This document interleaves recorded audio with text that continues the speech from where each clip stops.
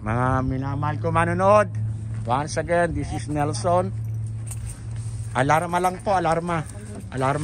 Close. Mag-iingat po kayo. At meron daw pong umaali-aligid na Doon sa kabila kaya. Close. Meron daw pong umaali-aligid dito na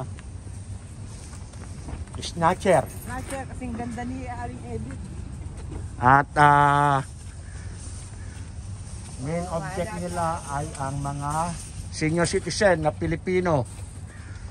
Pakikalat po ang video ito, mga minamahal kong manonood, kung sakasakali para tayo po ay makapagbigay ingat sa bawat isa.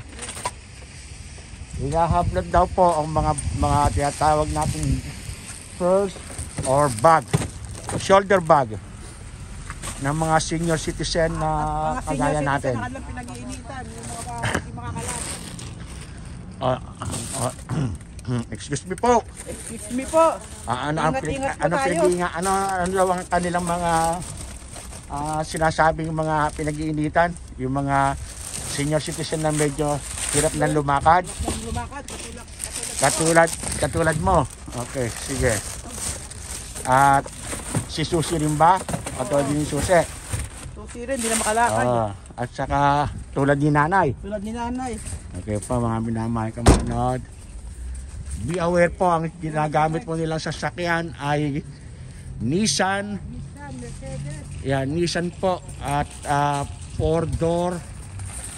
At sila po ay dalawa. Ang isa ay getaway vehicle.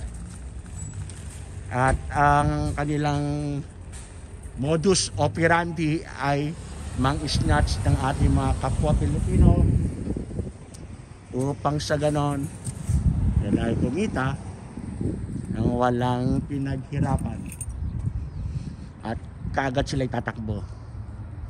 In fairness naman po sa mga itim, pero ayon sa aking source, ito po ay itim. Ito'y paalaala lamang po, mga minamahal kong manonood. Kaya may mga paikot-ikot dito daw, mostly daw po sa Seafood City. Yan po, mostly sa Seafood City. Right now we are here in Island Pacific Supermarket. As usual, we're buying something to eat. So, okay po, ito po yung alarma para sa lahat ng mga senior citizen na bumibili lamang ng kanilang makakain sa store, sa Seafood City,